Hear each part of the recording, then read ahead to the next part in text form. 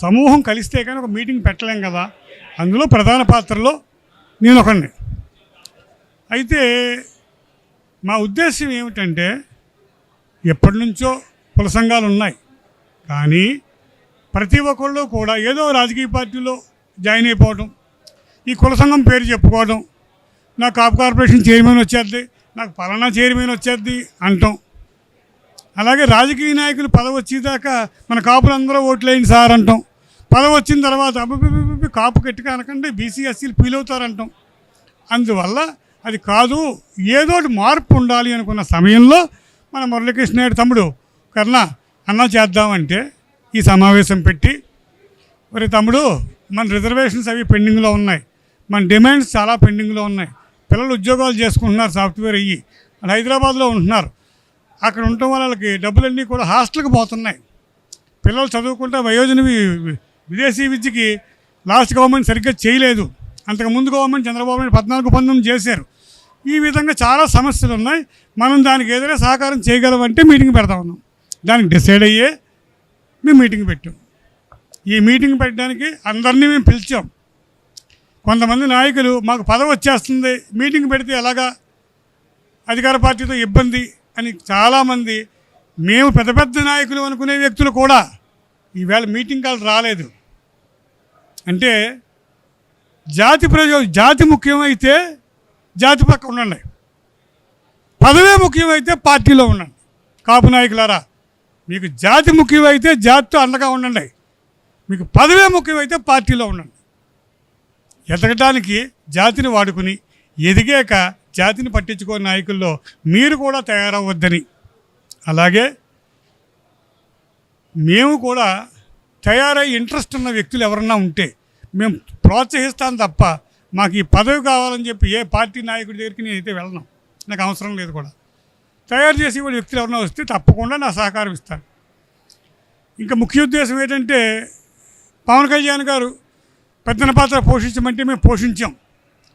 100 రోజులు అయింది. ఆ పార్టీ అక్కడ ఎంతో గొప్పగా సంబరాలు చేసుకుంటున్నారు. ప్రతి గ్రామాల్లో పవన్ కళ్యాణ్ గారి యొక్క టీము జనసేన వారు వెళ్తున్నారు, చేస్తున్నారు.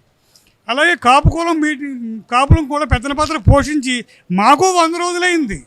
100 రోజుల దాకా వేచి ఉన్నాక ఇక మనం ఏమిటి, మన ఉనికి ఏమిటి అని ప్రశ్నించే సమయం ఏర్పడింది ఇప్పుడు.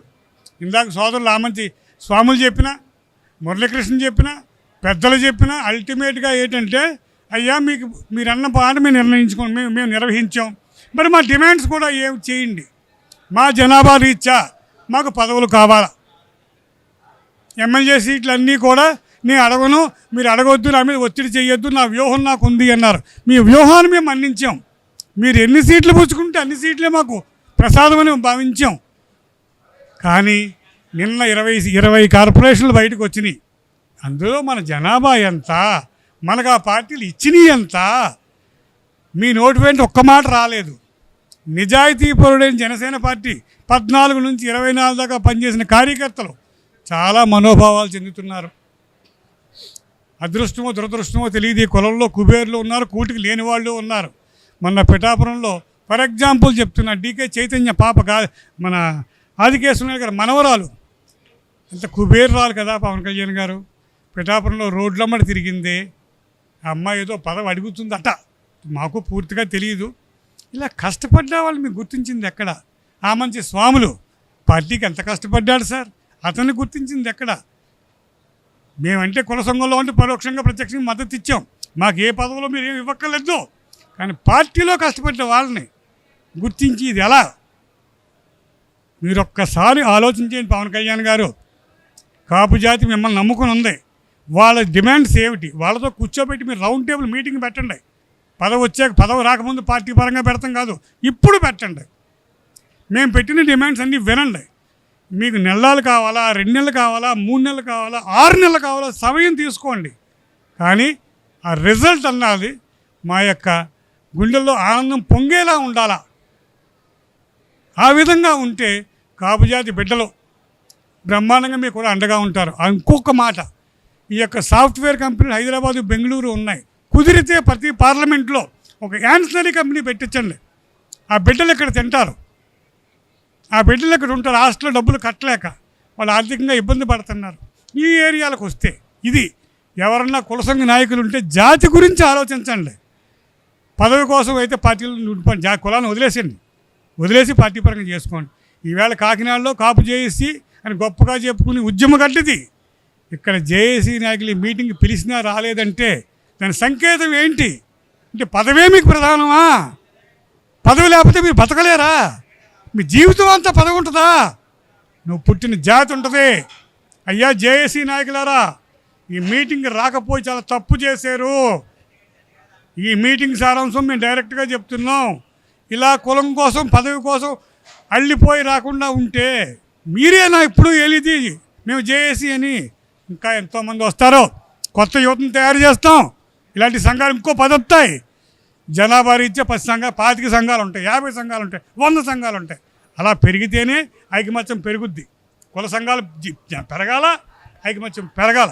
ఆ విధంగా ముందుకు వెళ్ళాలని మా యొక్క చిరకాల కోరిక.